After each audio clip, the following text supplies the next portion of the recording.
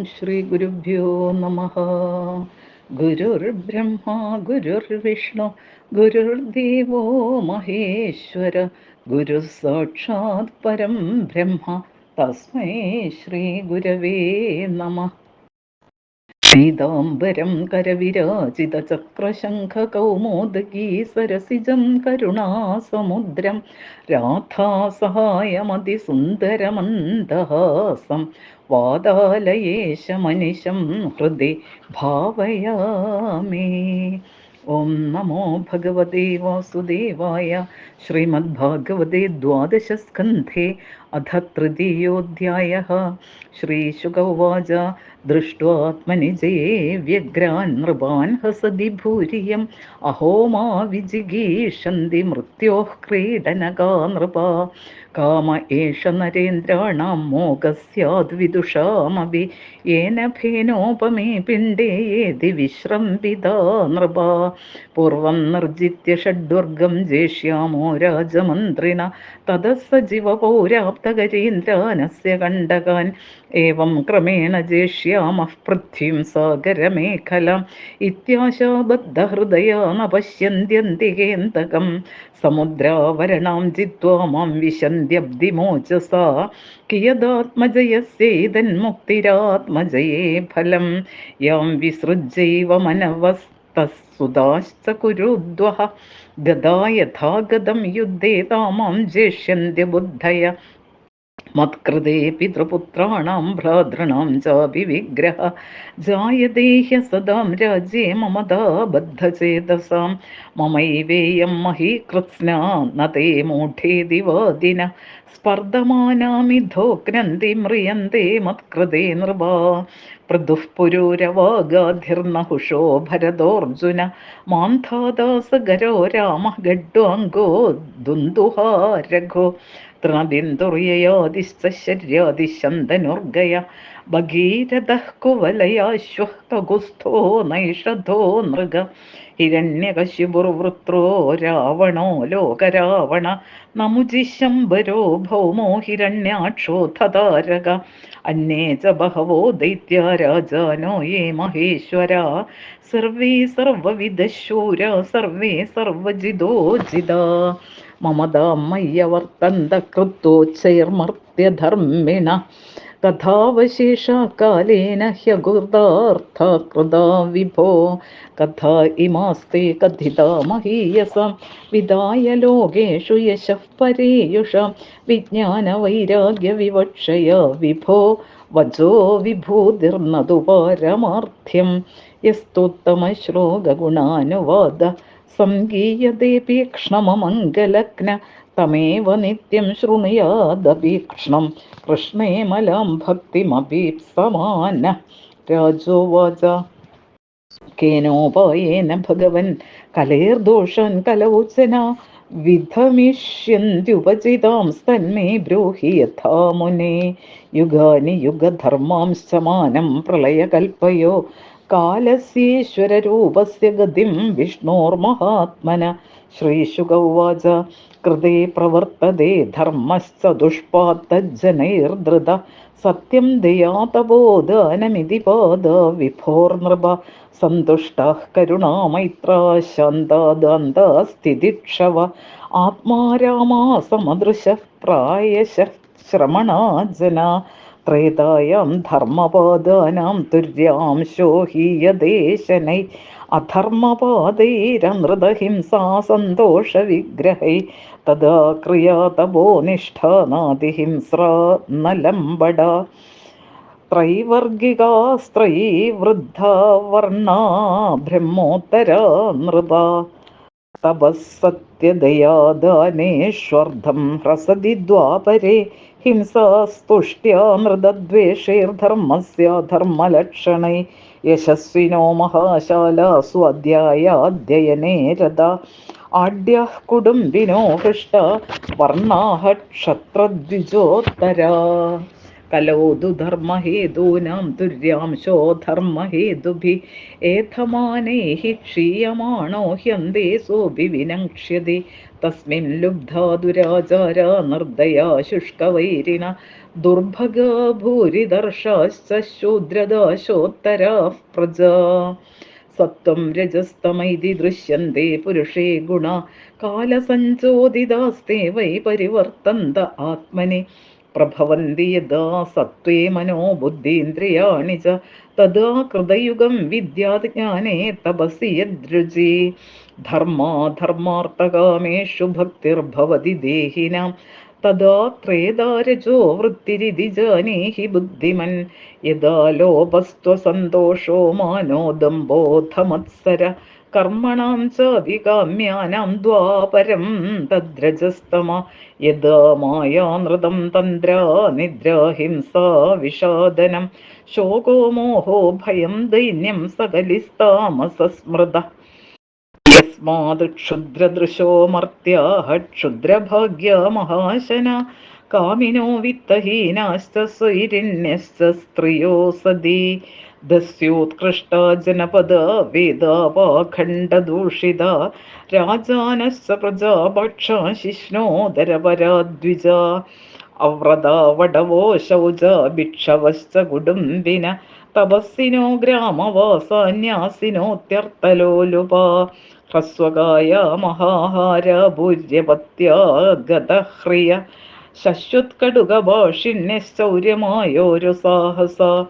പണയിഷ്യന്തി Y ക്ഷുദ്രാഃ കിരാടഃ കൂടകാരിണ അനാപദ്യഭിമംസ്യന്തേ വാർത്താം സാധുജുഗുപ്സിതാം. പതിം ത്യക്ഷ്യന്തി നിർദ്രവ്യം ഭൃത്യാ അപ്യഖിലോത്തമം ഭൃത്യം വിപന്നം പദയഃ കൗളം ഗാശ്ചാപയസ്വിനി. പിതൃഭ്രാതൃസുഹൃജ്ഞാതീൻ ഹിത്വാ സൗരതസൗഹൃദാ നനാന്ദ്രസ്യാലസംവാദാദീനാസ്ത്രൈണാഃ കലോ നരാ. ശൂദ്രാ പ്രതിഗ്രഹീഷ്യന്തി തപോവേഷോപജീവിന ധർമ്മം വക്ഷ്യന്ത്യധർമ്മജ്ഞാ അതിരുഹ്യോത്തമാസനം. നിത്യമുദ്വിഗ്നമനസോ ദുർഭിക്ഷകരകർഷിതാ നിരന്നേ ഭൂതലേ രാജന്നനാവൃഷ്ടിഭയാതുരാ. വാസോന്നപാനശയനവ്യവായ സ്നാനഭൂഷണൈ ഹീനാ പിശാചസന്ദർശാ ഭവിഷ്യതി കലോ പ്രജാ. കലോകാഗിനികേപ്യർത്ഥേ വിഗൃഹ്യ ത്യക്തസൗഹൃദാ ത്യക്ഷ്യന്തി ച പ്രിയാൻ പ്രാണാൻ ഹനിഷ്യന്തി സ്വകാനപി. ന രക്ഷിഷ്യന്തി മനുജാ സ്ഥവിരോ പിതരാവപി പുത്രാൻ സർവാർത്ഥകുശലാൻ ക്ഷുദ്രാ ശിശ്നോദരം ഭരാ. കലോ നരാജൻ ജഗദാം പരം ഗുരും ത്രിലോകനാഥാ നദപാദപങ്കജം പ്രായേണ മർത്യാ ഭഗവന്തമച്യുതം യക്ഷ്യന്തി പാഗണ്ഡ വിഭിന്ന ചേതസ. എന്നാമധേയം മ്രിയമാണ ആതുര പതൻ സ്ഖലൻ വാ വിവശോ ഗൃണാൻ പുമാൻ വിമുക്തകർമാർഗള ഉത്തമാം ഗതിം പ്രാപ്നോതി യക്ഷ്യന്തി നതം കലോ ജനാ. പുംസാം കലികൃതാൻ ദോഷാൻ ദ്രവ്യദേശാത്മസംഭവാൻ സർവാൻ ഹരതി ചിത്തസ്ഥോ ഭഗവാൻ പുരുഷോത്തമ. ശ്രുതഃ സങ്കീർത്തിതോദ്യാതഃ പൂജിതശ്ചാദൃതോऽപി വാ നൃണാം ധുനോതി ഭഗവാൻ ഹൃസ്തോ ജന്മായുധാശുഭം. യഥാ ഹിംനിസ്ഥിതോ വന്യർദുർവർണം ഹന്തി ദാദ്ദുജം ഏവമാത്മഗതോ വിഷ്ണുർയോഗിനാമശുഭാശയം. വിദ്യാ തപഃ പ്രാണനിരോധ മൈത്രീ തീർത്ഥാഭിഷേകവ്രതദാനജപ്തി നാത്യന്തശുദ്ധിം ലഭതേന്തരാത്മാ യഥാ ഹൃദിസ്ഥേ ഭഗവത്യനന്ദേ. തസ്മാത് സർവാത്മനാ രാജൻ ഹൃദിസ്ഥം കുരു കേശവം മ്രിയമാണോ ഹ്യവഹിതസ്തതോ യാസി പരാം ഗതിം. മ്രിയമാണൈരഭിദ്യേയോ ഭഗവാൻ പരമേശ്വര ആത്മഭാവം നയത്യം ഗസർവാത്മാ സർവസംശ്രയ. കലേർദോഷനിധേ രാജന്നസ്തി ഹ്യേകോ മഹാൻ ഗുണ കീർത്തനാദേവ കൃഷ്ണസ്യ മുക്തസംഗഃ പരം വ്രജേത്. കൃതേ യദ്ധ്യായതോ വിഷ്ണും ത്രേതായാം യജതോ മഖൈ ദ്വാപരേ പരിചര്യായാം കലോ ദദ്ധരി കീർത്തനാത്. ശ്രീകൃഷ്ണാർപ്പണമസ്തു.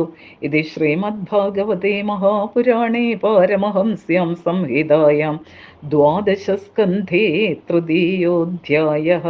സർവത്ര ഗോവിന്ദനാമസങ്കീർത്തനം. ഗോവിന്ദ ഗോവിന്ദ. ഹരി ഓം തത്സത്. ഓം നമോ ഭഗവതേ വാസുദേവായ. ഓം നമോ ഭഗവതേ വാസുദേവായ. ഓം നമോ ഭഗവതേ വാസുദേവായ. ഗുരുർബ്രഹ്മ ഗുരുർവിഷ്ണു ഗുരുർദേവോ മഹേശ്വര. ഗുരു സാക്ഷാത് പരബ്രഹ്മ തസ്മൈ ശ്രീ ഗുരവേ നമഃ. പീതാംബരം കരവിരാജിതശംഖചക്രകൗമോദഗീ സരസിജം കരുണാസമുദ്രം രാധാസഹായമതിസുന്ദരമന്ദഹാസം വാതാലയേശമനിശം ഹൃദി ഭാവയാമി. ശ്രീകൃഷ്ണായ നമഃ. അമ്മേ ശരണം. ദ്വാദശസ്കന്ധം 3-ാം അധ്യായമാണ് പറയാനുള്ളത്. ഈ അധ്യായത്തിൽ ഭൂമിദേവി പറയുന്ന വാക്കുകൾ കൊണ്ട് രാജ്യത്തെ ആഗ്രഹിക്കുന്നതിലുള്ള ദോഷത്തെയും ദോഷം അധികരിച്ചിരിക്കുന്ന കലിയുഗത്തിൽ ശ്രീഹരിഭക്തി ഒന്നു മാത്രമാണ് ആ ദോഷത്തെ കടക്കാനുള്ള മാർഗം എന്നും പറയുന്നു. ശ്രീശുക ബ്രഹ്മർഷി പറയാണ്, ഈ ഭൂമിയെ സ്വാധീനപ്പെടുത്താൻ വേണ്ടി അന്യോന്യം കലഹിച്ച് ജയിക്കാൻ ആഗ്രഹിക്കുന്ന രാജാക്കന്മാരെ നോക്കിയിട്ട് ഭൂമിദേവി പറയാണ്, കഷ്ടം തന്നെ, അന്തകന്റെ കയ്യിൽ കളിപ്പാവകൾ എന്ന പോലെ ഇരിക്കുന്ന രാജാക്കന്മാര് എന്നെ സ്വാധീനത്തിലാക്കാൻ പരിശ്രമിക്കണു. ഏതൊരുത്തൻ എന്നെ സ്വാധീനപ്പെടുത്തി സുഖമനുഭവിക്കണമെന്നുള്ള ആഗ്രഹം കൊണ്ട് ജലത്തിലെ പോളകൾ എന്ന പോലെ മാംസപിണ്ഡമായ ഈ ശരീരത്തിൽ വിശ്വാസമുള്ളവരായിരിക്കുന്നുവോ അവര് അവരുടെ മാതാപിതാക്കന്മാര് മരിച്ചുപോയതൊക്കെ കണ്ടിട്ടും അതും മനസ്സിലാക്കാതെ അങ്ങനെയുള്ള അവസ്ഥ തനിക്കുമുണ്ടെന്ന് ഓർക്കാതെ ഇരിക്കണു. ഇനിയുള്ള 2 ശ്ലോകം രാജാക്കന്മാര് അവരാഗ്രഹിക്കുന്ന രീതി പറയാണ്. ഇന്ദ്രിയങ്ങളെ ജയിക്കാതെ ഇരിക്കുന്ന രാജാവിന് രാജപ്രാപ്തി ഉണ്ടാവില്ല. അതുകൊണ്ട് ഞങ്ങൾ ഒന്നാമതായിട്ട് ഇന്ദ്രിയങ്ങളെ ജയിക്കും. പിന്നെ ശത്രു രാജാവിൻ്റെ മന്ത്രിമാര്, അമാത്യന്മാര്, പുരവാസികള്, ബന്ധുമിത്രാദികള്, ചോരാദികള് ഇവരെയൊക്കെ ജയിക്കും. ഇങ്ങനെ ക്രമത്തിൽ സമുദ്രത്താൽ ചുറ്റപ്പെട്ട ഭൂമിയെ സ്വാധീനത്തിലാക്കും. ഇങ്ങനെയുള്ള ആഗ്രഹം ഹൃദയത്തിൽ നിറഞ്ഞിട്ടുള്ള ഈ രാജാക്കന്മാര് സമീപത്ത് വന്നിട്ടുള്ള അന്തകനെ കാണുന്നില്ല. സമുദ്രത്താൽ ചുറ്റപ്പെട്ടിരിക്കുന്ന എന്നെ സ്വാധീനപ്പെടുത്തിയാലും തൃപ്തരാകാതെ ബലത്തെ ആശ്രയിച്ചുകൊണ്ട് സമുദ്ര അന്തർഭാഗത്തിലുള്ള ദ്വീപുകളെ കണ്ടുപിടിക്കാനായിട്ട് അവർ പരിശ്രമിക്കുന്നു. ഇങ്ങനെ അത്യാധ്വാനത്താൽ ദ്വീപുകളൊക്കെ കണ്ടുപിടിച്ച് എന്നെ സ്വാധീനപ്പെടുത്തിയാലോ കിട്ടുന്ന ഫലമെന്താണ്? എത്രയോ തുച്ഛം. ഇങ്ങനെ ആഗ്രഹിക്കുന്ന സ്വഭാവത്തോടു കൂടിയിട്ടുള്ള മനസ്സിനെ ജയിക്കാൻ സാധിച്ചാൽ സംസാര സങ്കടത്തിൽ നിന്നും വേറിട്ട് പരമാനന്ദ അനുഭവം അനുഭവിക്കാൻ സാധിക്കും. മനുക്കളും മനുപുത്രന്മാരും യാതൊന്നിനെ ഉപേക്ഷിച്ചിട്ട് തന്നെ വന്നതുപോലെ പോവുകയും ചെയ്തുവോ ആ എന്നെ വിചാരശക്തിയില്ലാത്ത രാജാക്കന്മാര് യുദ്ധത്തിൽ ജയിച്ച് വശമാക്കുവാനായിട്ട് ആഗ്രഹിക്കുന്നു. പിതാക്കന്മാരും പുത്രന്മാരും തമ്മിലും ജ്യേഷ്ഠാനുജന്മാർ തമ്മിലും കൂടെ യുദ്ധമുണ്ടാവണു.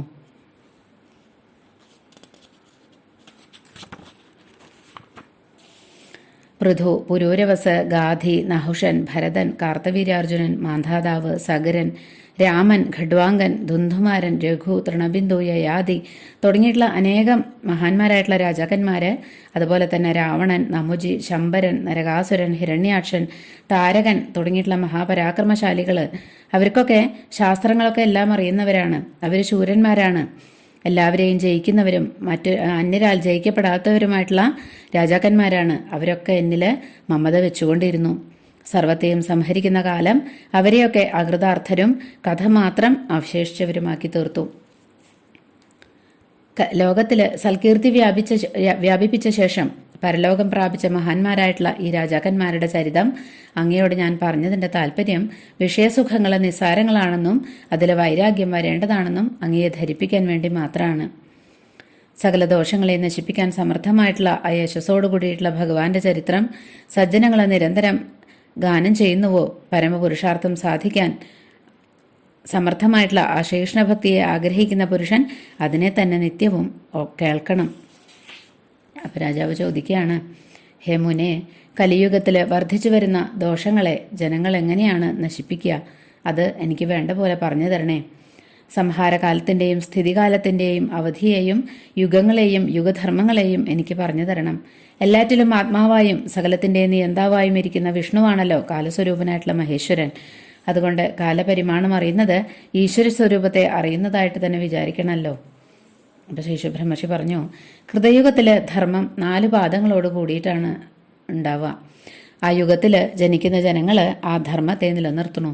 ആ ധർമ്മത്തിൻ്റെ 4 പാദങ്ങൾ സത്യം, ദയ, തപസ്, ദാനം എന്നിവയാണ്.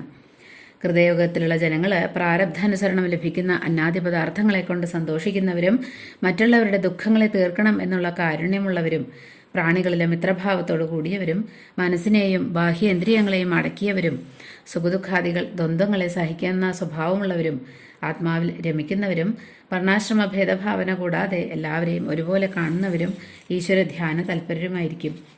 ത്രേതായുഗത്തിൽ ധർമ്മത്തിന്റെ സത്യാദികളായിട്ടുള്ള 4 പാദങ്ങളുടെയും 4 ഭാഗം കുറയും. അതിന്റെ സ്ഥാനത്ത് അധർമ്മത്തിന്റെ 4 പാദങ്ങളായിട്ടുള്ള അസത്യം, പ്രാണിഹിംസ, അസന്തോഷം, ഭൂതകലഹം എന്നിവ കുറേശ്ശെയായിട്ട് കടന്നുകൂടും. ത്രേതായുഗത്തിലെ ജനങ്ങൾ യജ്ഞാദി കർമ്മങ്ങളിലും ഉപവാസാദി രൂപമായിട്ടുള്ള തപസ്സിലും ശ്രദ്ധയുള്ളവരും കുറച്ചുമാത്രം ഹിംസ ചെയ്യുന്നവരും വിഷയങ്ങളിൽ അത്യാസക്തിയില്ലാത്തവരും ധർമ്മം, അർത്ഥം, കാമം എന്ന 3 പുരുഷാർത്ഥങ്ങളിൽ അധികം മനസ്സിരുത്തുന്നവരും വേദോക്ത യാഗാദി കർമ്മങ്ങൾ യഥാക്രമം നടത്താൻ സമർത്ഥരുമായിരിക്കും. 4 വർണ്ണങ്ങളിൽ ബ്രാഹ്മണരായിരിക്കും അധികപക്ഷം. ദ്വാപരയുഗത്തിൽ ധർമ്മത്തിന്റെ പാദങ്ങളായിട്ടുള്ള തപസ്, സത്യം, ദയ, ദാനം എന്ന 4 അർദ്ധാംശം കുറയും. അതിന്റെ സ്ഥാനത്ത് അധർമ്മത്തിന്റെ ലക്ഷണങ്ങളായിട്ടുള്ള ഹിംസ, അസന്തോഷം, കളവ്, ദ്വേഷം എന്ന 4 എണ്ണം വരും. ദ്വാപരയുഗത്തിലെ ജനങ്ങൾ കീർത്തിയിൽ താല്പര്യമുള്ളവരും മഹായാഗം മുതലായവ നടത്തുന്ന സ്വഭാവമുള്ളവരും അവരവരുടെ വേദശാഖകൾ പഠിക്കുന്നതിൽ താല്പര്യമുള്ളവരും ധനം അധികമുള്ളവരും കുടുംബരക്ഷാ നിപുണന്മാരും സന്തുഷ്ടരുമായിരിക്കും. വർണ്ണങ്ങളിലെ പ്രാധാന്യം ക്ഷത്രിയർക്കും ബ്രാഹ്മണർക്കുമായിരിക്കും. കലിയുഗത്തിലോ ധർമ്മപാദങ്ങളായിട്ടുള്ള സത്യം, തപസ് എന്നിവയുടെ 4 ഭാഗം അവശേഷിക്കും. അവസാനത്തിൽ വർദ്ധിച്ചു വരുന്ന അധർമ്മപാദങ്ങളായിട്ടുള്ള അസത്യം, ഹിംസ എന്നിവയാൽ ആ അവശിഷ്ടമായിട്ടുള്ള ധർമാംശവും നശിക്കും. കലിയുഗത്തിലുള്ള ജനങ്ങളെ ലുബ്ധന്മാരും ദുരാചാര തൽപരന്മാരും കരുണയില്ലാത്തവരും കാരണം കൂടാതെ മത്സരിക്കുന്നവരും ഭാഗ്യഹീനരും അർത്ഥാദികളിൽ അത്യാഗ്രഹികളും ആയിരിക്കും. ശൂദ്രർക്കും മത്സ്യാദികളെ പിടിച്ച് ഉപജീവനം കഴിക്കുന്ന മുക്കുവർക്കും ആയിരിക്കും പ്രാധാന്യം. ഏതൊരു കാലത്തില് മനസ്സ്, ബുദ്ധി, ഇന്ദ്രിയങ്ങൾ എന്നിവ സത്വഗുണം അധികരിച്ചവരായിട്ട് ഭവിക്കുകയും അതുനിമിത്തം ആത്മസ്വരൂപം അറിയുന്നതിനും തപസ് ചെയ്യുന്നതിനും താല്പര്യം അധികരിച്ചു വരികയും ചെയ്യുന്നുവോ അപ്പോൾ കൃതയുഗം തുടങ്ങി എന്ന് മനസ്സിലാക്കണം. ജനങ്ങൾ ഏതു കാലത്തില് ധർമ്മം, അർത്ഥം, കാമം എന്ന 3 പുരുഷാർത്ഥങ്ങളില് അതിശ്രദ്ധായുക്തന്മാരായിട്ട് കാണപ്പെടുന്നുവോ അപ്പോൾ രജോ ഗുണപ്രധാനമായിട്ടുള്ള ത്രേതായുഗമാണെന്ന് മനസ്സിലാക്കണം. ഇപ്പോൾ ലോഭം, അസന്തോഷം, മാനം, ദംഭം, മത്സരം എന്നിവ ജനങ്ങളിൽ അധികരിച്ചും കാമ്യകർമ്മങ്ങളിൽ ശ്രദ്ധ വർദ്ധിച്ചും കാണപ്പെടുന്നുവോ അപ്പോൾ രജസ്സും തമസും കലർന്നിരിക്കുന്ന ദ്വാപരമാണെന്ന് മനസ്സിലാക്കണം. ഇപ്പോൾ ജനങ്ങളിൽ കാപട്യം, അസത്യഭാഷണം, ആലസ്യം, ഉറക്കം, പരപീഡനം, ദുഃഖം, കരച്ചില്, വിപരീത ജ്ഞാനം, ഭയം, ദൈന്യം എന്നിവ അധികരിച്ച് കാണപ്പെടുന്നുവോ അപ്പോൾ തമോ ഗുണപ്രധാനമായിട്ടുള്ള കലിയുഗമാണെന്ന് മനസ്സിലാക്കണം. ഏതൊരു കാരണത്താൽ മനുഷ്യര് നിസാര സംഗതികളിൽ ദൃഷ്ടിവെച്ചവരും ഭാഗ്യം കുറഞ്ഞവരും അധികം ഭക്ഷിക്കുന്നവരും ധനം കുറഞ്ഞവരാണെങ്കിലും വിഷയാശ അധികരിച്ചവരായിട്ടും സ്ത്രീകള് പുരുഷന്മാരെ തിരഞ്ഞു നടക്കുന്നവരും പാതിവൃത്യമില്ലാത്തവരായിട്ടും കാണപ്പെടുന്നുവോ അത് കലികാല പ്രഭാവമാണെന്ന് മനസ്സിലാക്കണം. കലിയുഗാഭിവൃദ്ധിയിലെ ദേശങ്ങളിലെ പ്രമാണികള് ചോരന്മാരായിരിക്കും. സ്വേച്ഛാനുസരണം കൽപ്പിക്കപ്പെടുന്ന അനേക മതങ്ങള് വേദമാർഗങ്ങളെ ദുഷിപ്പിക്കും. രാജാക്കന്മാര് പ്രജകളെ പലവിധത്തിൽ ക്ലേശിപ്പിക്കും. ബ്രാഹ്മണര് വിഷയസുഖാനുഭവത്തിലും ഭക്ഷണപദാർത്ഥങ്ങളിലും മാത്രം മനസ്സിരുത്തുന്നവരായിരിക്കും. ബ്രഹ്മചാരികള് ആ ആശ്രമത്തിന് ഉചിതമായിട്ടുള്ള ആചാരാദികൾ ദീക്ഷിക്കാതെയും സമുചിത ശൗചങ്ങൾ വെടിഞ്ഞുകൊണ്ടുമിരിക്കും. ഗൃഹസ്ഥാശ്രമം അംഗീകരിച്ചിരിക്കുന്ന കുടുംബികള് ഭിക്ഷ കൊടുക്കേണ്ടവരായിരിക്കെ അത് ചെയ്യാതെ അവര് തന്നെ ഭിക്ഷയാചിച്ച് നടക്കും. വനത്തിലിരുന്ന് തപസ് ചെയ്യുന്നവര് ആ സ്ഥാനത്തെ ഉപേക്ഷിച്ച് ഗ്രാമങ്ങളിൽ ചെന്ന് വസിക്കും. സർവവും വെടിഞ്ഞിരിക്കേണ്ടവരായിട്ടുള്ള സന്യാസിമാര് ധനാർജനത്തില് അതിതൽപരന്മാരായിരിക്കും. സ്ത്രീകള് കുറുകിയ ദേഹമുള്ളവരും അധികം ഭക്ഷിക്കുന്നവരും അധികം പ്രസവിക്കുന്നവരും ലജ്ജയില്ലാത്തവരും ഭർത്താക്കന്മാരോട് കലഹിക്കുന്നവരും കളവ്, കാപട്യം, സാഹസം എന്നിവയുള്ളവരുമായിരിക്കും. ധർമ്മവിചാരമില്ലാതിരിക്കുന്നവരും വഞ്ചിക്കുന്നവരുമായിട്ടുള്ള ജനങ്ങളെ കച്ചവടക്കാരായിട്ട് ക്രയവിക്രയങ്ങൾ നടത്തും. മാത്രമല്ല വർണ്ണാശ്രമ മര്യാദകൾ ആപത്തിലല്ലാതിരിക്കുന്ന സമയത്തിൽ കൂടെ വെടിയുകയും വേദത്താൽ നിഷേധിക്കപ്പെട്ടിരിക്കുന്ന നിന്ദ്യമാർഗങ്ങൾ സ്വീകരിക്കുകയും ചെയ്യും. സർവഗുണ സമ്പന്നനായിരുന്നാലും സ്വാമി ധനഹീനനാണെങ്കിൽ ഭൃത്യന്മാർ ഉപേക്ഷിക്കും. ഭൃത്യൻ രോഗാതിബാധകൾ നിമിത്തം പ്രവർത്തിക്കാൻ സമർത്ഥനല്ലാതെ ഇരുന്നാൽ സ്വാമി അവനെ ഉപേക്ഷിക്കും. കറവ് മാറിയെന്ന് വന്നാൽ ആ പശുക്കളെയും ജനങ്ങൾ ഉപേക്ഷിക്കും. കലിയുഗത്തിലുള്ള ജനങ്ങൾ പിതാവ്, പുത്രന്മാര്, സഹോദരന്മാര്, സുഹൃത്തുക്കൾ എന്നിവരെല്ലാം ഉപേക്ഷിക്കും. ആരിൽ നിന്നാണോ സുരതസുഖം ലഭിക്കുന്നത് ആ ഭാര്യയുടെ ജ്യേഷ്ഠാനുജത്തിമാര്, ജ്യേഷ്ഠാനുജന്മാര് എന്നിവരോട് കാര്യാലോചനകൾ ചെയ്യും. അവരുടെ അഭിപ്രായം ശരിയല്ലെങ്കിലും കൂടെ സ്ത്രീവശവർത്തികളായതുകൊണ്ട് അവരെ അതിക്രമിക്കാൻ ശക്തിയില്ലാതെ ക്ലേശിക്കും. ശൂദ്രർ തപസ്സികളുടെ വേഷം ധരിച്ചുകൊണ്ട് ഉപജീവിക്കും. ദാനം സ്വീകരിക്കും. ധർമ്മസ്വരൂപം അറിഞ്ഞിട്ടല്ലെങ്കിലും അധർമ്മത്തെ ധർമ്മമായിട്ട് ഉപദേശിക്കും. സ്വഭാവത്താൽ തന്നെ ഭീതരായിട്ടുള്ള ജനങ്ങൾ കാലവർഷമില്ലാത്തതിനാൽ ഭൂതലത്തിലെ ഭക്ഷണപദാർത്ഥങ്ങൾ കിട്ടാത്തതുകൊണ്ടുള്ള ദുർഭിക്ഷത്താലും രാജാവിന് കൊടുക്കാനുള്ള നികുതി മുതലായത് കൊടുക്കാൻ സാധിക്കാതെയും ക്ലേശത്തിലകപ്പെടും. വസ്ത്രം, ഭക്ഷണപദാർത്ഥം, കിടക്കാനുള്ള സാധനം, വിഷയസുഖം, സ്നാനം, അലങ്കാരം എന്നിവയൊന്നുമില്ലാത്ത ജനങ്ങൾ കലികാലത്തിലെ പിശാചുകളെ പോലെ അലഞ്ഞുതിരിയും. കലികാലത്തിലെ ജനങ്ങൾ ഏറ്റവും തുച്ഛമായിട്ടുള്ള ധനത്തെ നിമിത്തമാക്കിയിട്ട് സ്നേഹബന്ധത്തെ കൂടെ ഉപേക്ഷിക്കും. പ്രിയാസ്പദങ്ങളായിട്ടുള്ള പ്രാണങ്ങളെയും കൂടെ ഉപേക്ഷിക്കും. സ്വന്തം ജനങ്ങളെ കൂടെ വധിക്കാൻ മടിയില്ലാത്തവരാവും. ജനങ്ങൾ നീചന്മാരും സ്ത്രീസുഖത്തെയും ഭക്ഷണസുഖത്തെയും മാത്രം വിലമതിക്കുന്നവരായിട്ട് വൃദ്ധന്മാരായിട്ടുള്ള മാതാപിതാക്കന്മാരെയും പുത്രന്മാരെയും കൂടെ രക്ഷിക്കില്ല. കലിയിൽ ജനങ്ങളുടെ മനസ്സ് വേദവിരുദ്ധ മാർഗത്തിൽ രമിക്കുന്നവരുടെ പ്രസംഗങ്ങൾ കേട്ട് ദുഷിക്കും. അതുകൊണ്ട് ലോകത്തിലുള്ള സകല ജനങ്ങളാലും ഭക്തിപൂർവം ആരാധിക്കപ്പെടേണ്ട ആ ഭഗവാനെ ആരും പൂജിക്കില്ല. മരിക്കാൻ സമയമെടുത്തവര്, രോഗാതിബാധയുള്ളവര്, വൃക്ഷങ്ങളിൽ നിന്ന് വീഴുന്നവര്, സഞ്ചരിക്കുമ്പോൾ കാലിടറി വീഴുന്നവര്, അങ്ങനെയുള്ളവരൊക്കെ അസ്വാധീനന്മാരാണല്ലോ. അപ്പോൾ യാതൊരുവന്റെ പേര് ഉച്ചരിക്കുക കൊണ്ട് മാത്രം സകല കർമ്മബന്ധങ്ങളിൽ നിന്നും മുക്തരായിട്ട് വൈകുണ്ഠം പ്രാപിക്കാൻ സാധിക്കുമോ? അങ്ങനെയുള്ള ഭഗവാനെ കലിയുഗത്തിലുള്ള ജനങ്ങൾ പൂജിക്കില്ല. കലിപ്രഭാവം കൊണ്ട് നിഷിദ്ധങ്ങളായിട്ടുള്ള അന്നാദിദ്രവ്യങ്ങൾ ഉപയോഗിക്കുക, വാസയോഗ്യമല്ലാത്ത ദേശങ്ങളിൽ വസിക്കുക, ഇന്ദ്രിയങ്ങളെയും മനസ്സിനെയും നിഷിദ്ധ വിഷയങ്ങളിൽ രമിപ്പിക്കുക എന്നിങ്ങനെയുള്ള പല ദോഷങ്ങൾ ജനങ്ങൾ ചെയ്യും. അവയെല്ലാം ആ ഭഗവാൻ കാരുണ്യം കൊണ്ട്, ആ പുരുഷോത്തമനായിട്ടുള്ള ഭഗവാൻ ഹൃദയത്തിലിരുന്നു കൊണ്ട് ആ ദോഷങ്ങളെ നശിപ്പിക്കും. എങ്ങനെയാണ് ഈ കലികാല ദോഷങ്ങൾ ഭഗവാൻ ശമിപ്പിക്കണമെന്നാണ് പറയണത്. കഥാശ്രവണം, നാമകീർത്തനം, ധ്യാനം, പൂജ, നമസ്കാരം എന്ന പ്രവൃത്തികളാൽ ഹൃദയത്തിൽ സ്ഫുരിക്കുന്ന ഭഗവാൻ ജനങ്ങളുടെ ബഹുജന്മ സഞ്ചിത കർമ്മദോഷങ്ങളെ തൽക്ഷണം തന്നെ നശിപ്പിക്കുന്നു. ബഹുകാലം അന്ധകാരാവൃതമായി കിടന്ന ഒരു മുറിയിൽ ദീപം പ്രകാശിപ്പിച്ചാൽ തൽക്ഷണം തന്നെ അന്ധകാരം നിശേഷം നീങ്ങുന്നത് പോലെ ഭഗവാന്റെ സ്ഫുരണം ഹൃദയാകാശത്തിലുണ്ടായ മാത്രത്തിൽ തന്നെ അനന്തജന്മങ്ങളിൽ സമ്പാദിച്ചിട്ടുള്ള കർമ്മദോഷങ്ങളും നശിക്കുമെന്നതിൽ സംശയിക്കാനില്ല. സ്വർണത്തെ അഗ്നിയിലിട്ട് തപിപ്പിക്കുമ്പോൾ അഗ്നി അതിൽ പറ്റിയിട്ടുള്ള ചെമ്പ്, വെള്ളി മുതലായിട്ടുള്ള ലോഹങ്ങൾ നിമിത്തമുള്ള മാലിന്യത്തെ നശിപ്പിച്ച് പരിശുദ്ധമാക്കുന്നത് പോലെ സങ്കീർത്തനാദികളാൽ അന്ധകരണത്തിൽ പ്രകാശിക്കുന്ന വിഷ്ണു യോഗികളുടെ അശുഭവാസനയെ നശിപ്പിക്കുന്നു. വേദാധ്യയനം, ശാസ്ത്രവിധി അനുസരിച്ച് ശീതോഷ്ണ ദുഃഖങ്ങൾ സഹിച്ചുകൊണ്ട് ചെയ്യുന്ന തപസ്, പ്രാണായാമം, പ്രാണികളിലെ മിത്രഭാവം, ഗംഗാദി തീർത്ഥസ്നാനം, ഏകാദശി തുടങ്ങിയിട്ടുള്ള വ്രതാനുഷ്ഠാനം, ദാനം, മന്ത്രജപം ഇതൊക്കെ അന്ധകരണ ശുദ്ധി ഹേതുക്കൾ തന്നെയാണ്. എങ്കിലും കഥാശ്രവണാദി കീർത്തനാദികളാൽ ആ ഭഗവാൻ ഹൃദയത്തിൽ പ്രകാശിക്കുന്നത് കൊണ്ട് അന്ധകരണം ഏതുവിധം ഏറ്റവും ശുദ്ധമാക്കപ്പെടുന്നുവോ അതുപോലെയുള്ള ശുദ്ധി വിദ്യാദികൾ കൊണ്ട് ഉണ്ടാവില്ല. അതുകൊണ്ട് ശരീരത്യാഗസമയം സമീപിച്ചിട്ടുള്ള ഭഗവാൻ മറ്റെല്ലാ ഭാവനകളെയും ഉപേക്ഷിച്ചിട്ട് ശ്രദ്ധയോടുകൂടെ ആ ഭഗവാനെ ഹൃദയത്തിൽ ഉറപ്പിക്കൂ. അതുനിമിത്തം അങ്ങേക്ക് പരമഗതി ലഭിക്കും. സർവപ്രാണികളിലും ആത്മാവായും സർവത്തിനും അധിഷ്ഠാനമായും സർവൈശ്വര്യ പരിപൂർണനായിട്ടുള്ള ആ ഭഗവാനെ എപ്പോഴും എല്ലാവരും ധ്യാനിക്കണം. അതുകൊണ്ട് മരണസമയത്തിലും കൂടെ ഭഗവാന്റെ സ്വരൂപത്തെ ധ്യാനിക്കാനും സാധിക്കണു. അങ്ങനെയുള്ളവർക്ക് ആ ഭഗവാനോടുകൂടെ യോജിക്കാനും പറ്റണു. കലേർദോഷനിധേ രാജൻ അസ്തിഹ്യേകോ മഹാൻ ഗുണ കീർത്തനാദേവ കൃഷ്ണസ്യ മുക്തസംഗപരം വ്രജേൽ. ഹേ രാജാവേ, അനന്തദോഷം കലിക്കുണ്ടെങ്കിലും മഹത്തായൊരു ഗുണമുണ്ട് കലിക്ക്. അതെന്താണെന്ന് വെച്ചാൽ ശ്രീകൃഷ്ണനാമ സങ്കീർത്തനത്താൽ തന്നെ കലികാലത്തിലെ ജനങ്ങൾക്ക് വിഷയനിർമുക്തരായിട്ട് പരമാത്മാവിനോടുകൂടെ ഐക്യം പ്രാപിക്കാൻ സാധിക്കും. കൃതേയധ്യായതോ വിഷ്ണും ത്രേതായാം യജതോ മഖൈ ദ്വാപരേ പരിചര്യായാം കലൗ തദ് ഹരികീർത്തനാദ്. കൃതയുഗത്തിലെ വിഷ്ണുവിനെ ധ്യാനിക്കുന്നവനും ത്രേതായുഗത്തിലെ യാഗങ്ങൾ കൊണ്ട് പൂജിക്കുന്നവനും ദ്വാപരത്തിൽ പരിചരിക്കുന്നവനും ഏതേതു ഫലം ലഭിക്കുമോ, കലിയിൽ ഹരിനാമ കീർത്തനം ചെയ്യുന്നവന് ആ ഫലം ലഭിക്കണു. അതുകൊണ്ട് നാമസങ്കീർത്തനം പരമഫലപ്രാപ്തിക്കുള്ള പരമോപായമാണ് എന്ന് പറഞ്ഞുകൊണ്ടാണ് ഈ 3-ാമത്തെ അധ്യായം ഇവിടെ അവസാനിപ്പിച്ചിട്ടുള്ളത്. എൻ്റെ എല്ലാ വാക്കുകളും ഭഗവാന്റെ പാതാരവിന്ദങ്ങളിൽ സമർപ്പിക്കണു. സർവം ശ്രീകൃഷ്ണാർപ്പണമസ്തു.